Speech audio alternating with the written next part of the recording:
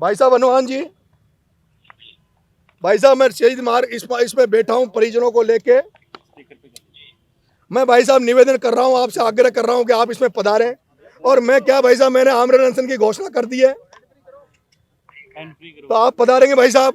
विधानसभा को अकेला नरेश मीणा नहीं चलने देता, लेकिन मैं नहीं हूँ, मेरे पास कोई ताकत नहीं है। मेरे पास तो अब ये जनता अगर विश्वास करेगी, भरोसा करेगी, इस सच्चाई को जानेगी। भाई साहब इस राजस्थान को आपसे बहुत उम्मीद है। बहुत बहुत धन्यवाद भाई साहब, बहुत बहुत आभार। मुझे विश्वास है, भरोसा, अगर मेरी सच्चाई पे, मेरी ईमानदारी पे लोगों को विश्वास है, मेरे त्याग तपस्या पे लोगों को विश्वास है, तो वो भी नरेश मीणा का मदद करने यहाँ जरूर आएगी। मैं राजस्थान की जनता जनार्दन से आह्वान करता हूँ कि भ्रष्टाचार की लड़ाई उसी तरह लड़नी पड़ेगी जैसे नेपाल में लड़ाई लड़ी गई भ्रष्टाचार के खिलाफ। कई देशों में लड़ाइयाँ चल रही है, उसी तरह से जो भ्रष्टाचार इस देश को खोखला कर रहा है, उसके लिए राजस्थान में भी लड़ाई लड़नी पड़ेगी। और मैं अकेला था तो मुझे लगता है राजेंद्र जी गुड़ा टाइम पे नहीं आते तो शायद हो सकता है आज नरेश मीणा किसी थाने में बंद होता, जेल में बंद होता। भारत में किसान आंदोलन चल रहा था, राकेश टिकैत के जब आंसू टपके और जिस तरह से पूरे भारत से किसान आंदोलन में लोग उमड़ गए थे, मैं चाहता हूं अगर राजस्थान के लोगों में भी कहीं इन बच्चों के लिए सच्ची श्रद्धांजलि है, इन बच्चों के लिए कहीं संवेदनाएं बची है, आप लोग आ जाओ इस शहीद स्मारक पे, मैं आपका इंतजार करूंगा। मेरी अरे जब निर्मल चौधरी नागौर से जाके 1 लाख रुपए की मदद कर सकता है, तो वैसे आप लोग भी जो भी इनकी श्रद्धा बने, 1 रुपए से लेके लाख 5 लाख रुपए तक जिसकी जितनी श्रद्धा हो वो सब लोग उस डिब्बे में डाले। मैं आपके सामने घोषणा कर रहा हूं, मैं घोषणा कर रहा हूं, इसी वक्त घोषणा कर रहा हूं आमरण अनशन की। मैं आमरण अनशन की घोषणा कर रहा हूं, जब तक इन बच्चों को न्याय नहीं मिलेगा, इनकी मांगे पूरी नहीं होगी, मैं अन्न का एक दाना भी अपने पेट में नहीं जाने दूंगा, चाहे उसके लिए मेरे को अपना प्राण भी देने पड़े। भ्रष्टाचार के कारण, एक स्कूल की छत गिर जाने के कारण 7 बच्चे जिस तरह से काल ग्रसित हो गए, और उस 25 जुलाई के इस घटनाक्रम को जिस तरह से आप मीडिया साथियों ने इसको उठाया, जिस भावनाओं के साथ, संवेदनाओं के साथ आपने जो सच्ची श्रद्धांजलि 25 तारीख के इस दुर्घटना में आपने उन बच्चों को दी, वही कारण रहा कि वहाँ कई नेता वहाँ गए, उनकी मदद भी हुई। और आज भी मैं देख रहा हूँ कि आज भी जिस तरह से मीडिया के साथी सुबह से यहाँ आए हुए हैं, क्योंकि घटनाएं होती है, दुर्घटनाएं घट जाती है, लेकिन दुर्घटनाएं घटने के बाद कुछ समय बाद उन घटनाओं को भुला दिया जाता है।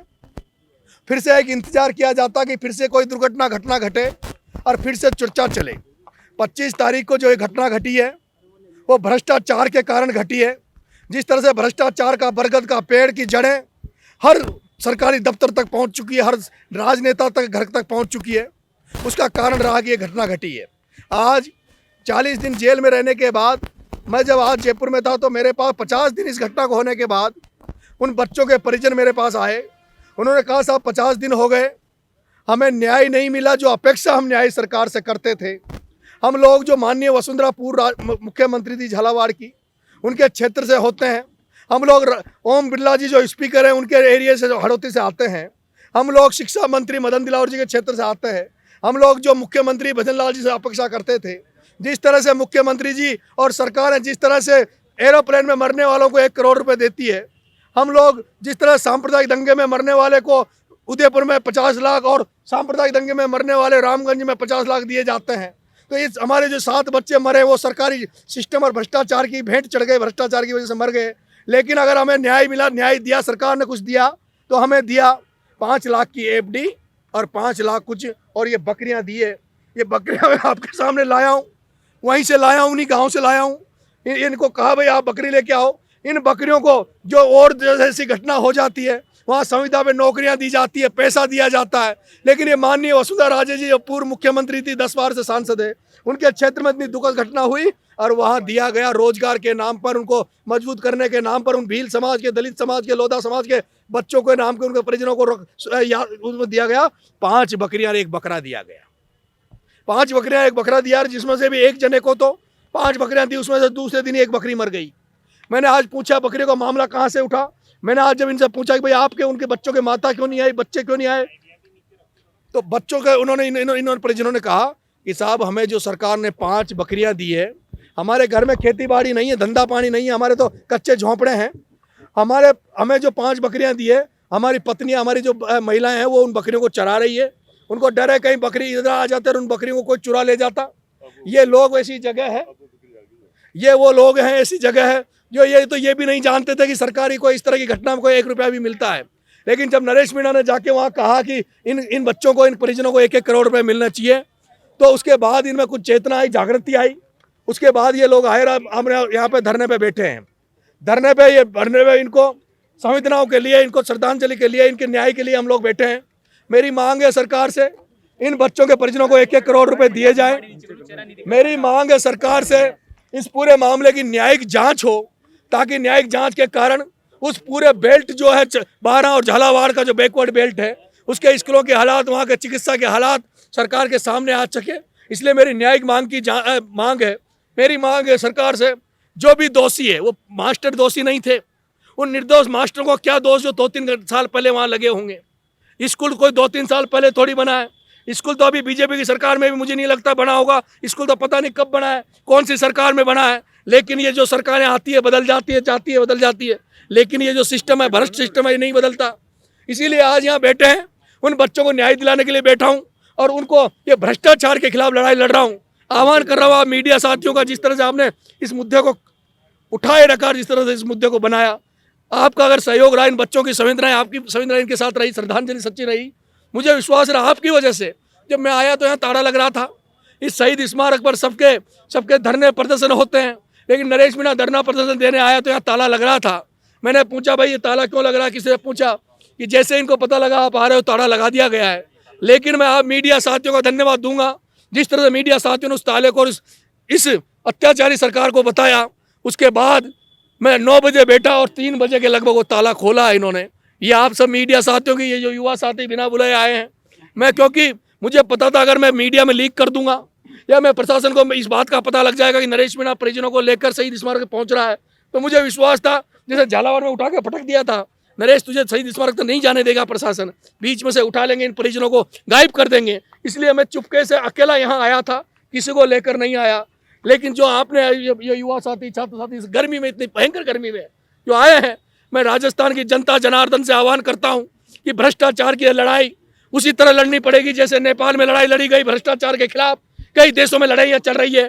उसी तरह से जो भ्रष्टाचार इस देश को खोखला कर रहा है, उसके लिए राजस्थान में भी लड़ाई लड़नी पड़ेगी। मैं मेरे रास्ते पर लेकिन सही चल रहा हूँ। इस बात का एहसास हुआ इस यहाँ आकर कि कैसे जब अन्ना हजारे लोकपाल बिल को लेकर जब दिल्ली में बैठा था, तो वो भी अकेला बैठा था, लेकिन जनता को लगा कि ये कुछ परिवर्तन करेगा, कुछ बदलाव करेगा। पूरे देश की जनता उलट गई थी। मुझे विश्वास है, भरोसा, अगर मेरी सच्चाई पे, मेरी ईमानदारी पे लोगों को विश्वास है, मेरे त्याग तपस्या पे लोगों को विश्वास है, तो वो भी नरेश मीणा का मदद करने यहाँ जरूर आएगी। मैं आपके सामने घोषणा कर रहा हूँ, इसी वक्त घोषणा कर रहा हूँ आमरण अनशन की। मैं आमरण अनशन की घोषणा कर रहा हूँ। जब तक इन बच्चों को न्याय नहीं मिलेगा, इनकी मांगे पूरी नहीं होगी, मैं अन्न का एक दाना भी अपने पेट में नहीं जाने दूंगा, चाहे उसके लिए मेरे को अपना प्राण भी देने पड़े। मैं दूसरी घोषणा कर रहा हूं। मैं इस पूरे, जब तक ये धरना चलेगा, मैं मौन धारण रखूंगा, मौन व्रत रखूंगा। 5 मिनट के लिए 3 बजे रोज, 5 मिनट के लिए मैं मेरे साथियों से और जो भी रणनीति बनाएंगे उसको लेकर बात करूंगा।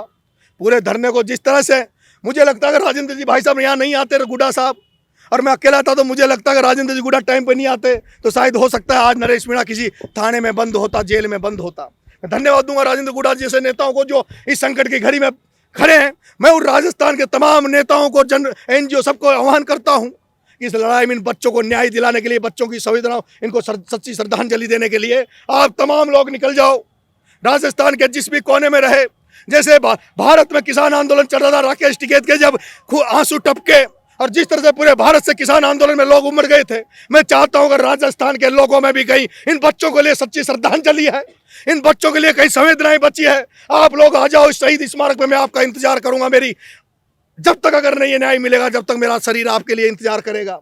मैं अभी इसी जगह से राजस्थान के 2 नेताओं को मैं मानता हूं, जिनके मैं भावनाएं मानता हूं। मैं राकेश भैंसला है क्या यहाँ पे? राकेश भैंसला है क्या? राकेश भैंसला, मैं आपको ये भी बताना चाहता हूँ, इन बकरियों को हमने यहीं रखेंगे। भजन लाल जी से वापस इन बकरियों को कहेंगे, इन बकरियों को ले जाओ। इन बकरियों की जरूरत नहीं है। उन भील समाज के, दलित समाज के बच्चों को, लोधा समाज के बच्चों को इन बकरियों की जरूरत नहीं है। उनको तो शिक्षा की जरूरत है, स्कूल की जरूरत है, उनको कोचिंगों की जरूरत है, निःशुल्क कोचिंगों की जरूरत है। इसलिए इन बकरियों को भजन लाल जी आप ले जाओ।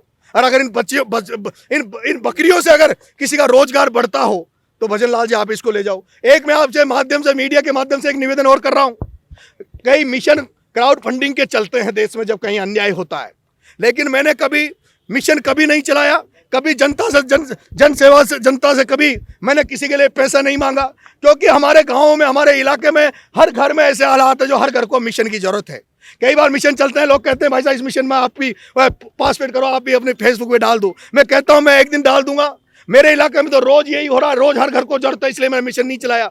लेकिन मैं इन बच्चों के लिए, मुझे पता सरकार मदद करेगी नहीं करेगी, पर मुझे पता है राजस्थान की सब जनता, राजस्थान के भामाशाह, राजस्थान के लोग इन बच्चों की जरूर मदद करेंगे। मैं कल सुबह यहाँ एक डिब्बा रखूंगा, जो लोग इनकी मदद करना चाहते हैं, मैं उनसे भीख मांग रहा हूं, उन तमाम भामाशाहों से, तमाम लोगों से जिनकी संवेदनाएं बची हुई है। अरे जब निर्मल चौधरी नागौर से जाके 1 लाख रुपए की मदद कर सकता है, तो वैसे आप लोग भी जो भी इनकी श्रद्धा बने, 1 रुपए से लेके लाख 5 लाख रुपए तक जिसकी जितनी श्रद्धा हो, वो सब लोग उस डिब्बे में डालें। हम सोशल मीडिया के माध्यम से भी एक अकाउंट जारी करेंगे। मैं इसी जगह ईमानदारी की शहीद भगत सिंह की इसी जगह से वो जो पैसा आएगा, चाहे वो 5 करोड़ आए, चाहे 5 रुपए आए, मैं सारा पैसा, ये जो लोग आए हैं, ये जो परिजन है, इनको पूरे राजस्थान की तरफ से देना चाहता हूं। मैं देना चाहता हूं कि जो सरकार ने आपकी संवेदना, जिन सरकार की खत्म हो गई, भावनाएं खत्म हो गई, उसको जनता ने जिंदा रखा, जनता ने बरकरार रखा। मैं राकेश मिश्रा से कहूंगा, आप आदरणीय हनुमान बेनीवाल जी को फोन मिलाओ। मैं उनसे चाहूंगा कि वो आप सबके माध्यम से उनसे बात करूं और उनको बुलाऊं। उसके बाद पायलट साहब को फोन मिलाओ और उनको भी मैं आह्वान करूंगा। जो जन नेता है उनको मैं बुलाना चाहूंगा, जितने भी एनजीओ, जितने भी सरकारी लोग हैं, मीडिया का मैं धन्यवाद दूंगा। आप लोग अगर साथ रहे, आज जैसे साथ रहे, जैसे 25 तारीख साथ रहा, मुझे विश्वास है कि सरकार को झुकना पड़ेगा, इनके साथ, बच्चों के साथ न्याय होगा। हमारे पास तो कुछ नहीं है। मैं मंत्री एमएलए होता तो अभी विधानसभा में किस तरह से मेरी करता, विधानसभा को अकेला नरेश मीणा नहीं चलने देता, लेकिन मैं नहीं हूं, मेरे पास कोई ताकत नहीं है। मेरे पास तो अब ये जनता अगर विश्वास करेगी, भरोसा करेगी, इस सच्चाई को जानेगी, और जनता ने अगर साथ दिया तो इन बच्चों को न्याय जरूर मिलेगा। भाई साहब हनुमान जी, भाई साहब मैं शहीद मार्ग इसमें बैठा हूं परिजनों को लेके। मैं भाई साहब निवेदन कर रहा हूं, आपसे आग्रह कर रहा हूं कि आप इसमें पधारें। और मैं क्या भाई साहब, मैंने आमरण अनशन की घोषणा कर दी है, तो आप पधारेंगे भाई साहब जी। उसके लिए आपका बहुत बहुत धन्यवाद कि आप पश्चिमी राजस्थान से होते भी इन बच्चों का मामला उठाया। भाई साहब कब तक पधारेंगे? अभी यहाँ नहीं है भाई साहब। अच्छा भाई साहब, इस राजस्थान को आपसे बहुत उम्मीद है। बहुत बहुत धन्यवाद भाई साहब, बहुत बहुत आभार। जिंदाबाद नरेश मीणा, जिंदाबाद नरेश मीणा, जिंदाबाद पायलट साहब को मिला, निरंजन जी को मिला। इनकलाब जिंदाबाद, इनकलाब जिंदाबाद। मैं आपके माध्यम से अगर पायलट साहब से बात हो कि नहीं हो, क्योंकि सोशल मीडिया, आपका मीडिया सब पता लग जाएगा। भाई साहब हनुमान जी से बात हो गई, उन्होंने कहा वो अभी शायद बाहर हैं, 3 दिन में वो आ जाएंगे। मैं आमरण अनशन की घोषणा कर रहा हूँ, अगर बात होगी नहीं होगी, पायलट साहब से भी आपके माध्यम से आग्रह करूंगा, नहीं पायलट साहब से भी आपके माध्यम से आग्रह करूंगा कि वो इन बच्चों के लिए इस शहीद मार्ग पे, शहीद स्मारक पे वो भी पधारे। और तमाम नेता जिनमें कई संवेदनाएं बची है, तो इन बच्चों के लिए आए। मैं अभी से मौन धारण करूंगा, आमरण अनशन की घोषणा करता हूं, मैं अन्न त्याग रहा हूं। लेकिन और आप अगर मौन धारण करेंगे तो अपनी बात सरकार तक कैसे पहुंचाएंगे? मैं, मेरे साथ भाई साहब राजेंद्र जी गुडा साहब रहेंगे। और भाई अभी मैं बहुत खुश हूं कि मैं जिस रास्ते पे जा रहा हूं, सच्चाई को देखकर, ये ज्यादातर चेहरे जो देख रहा हूं, ये लोग अनजान लोग मेरे को नजर आ रहे हैं। एक अमित जी नाम से आए थे, ये अमित जी आए थे, मैं कभी जिंदगी में इनसे नहीं मिला। इनको लगे कि इन्होंने कहा कि आप जो लड़ाई लड़ रहे हो वो सच्चाई की लड़ाई है, हम आपके साथ हैं। मैं चाहता हूं कि इसमें बहुत सारे लोग हैं जो आपको बात रखेंगे। मैं 5 मिनट के लिए रोज, अगर हमें कोई रणनीति बनानी होगी तो रोज 3 बजे, ताकि आप लोगों से भी बात हो जाए। 2 मिनट जो भी है बात हो गई। भाई साहब निरंजन जी हैं, हेलो भाई साहब, नरेश मीणा निवेदन कर रहा हूं मैं, शहीद स्मारक जयपुर में उन बच्चों को न्याय दिलाने के लिए धरने पे बैठा हूं। मैं चाहता हूं कि आदरणीय पायलट साहब यहां पधारे, जब भी उनको समय मिले, आज कल 2 दिन जब भी, और वो आपके माध्यम से हम सुनना चाहते हैं कि वो यहाँ आए।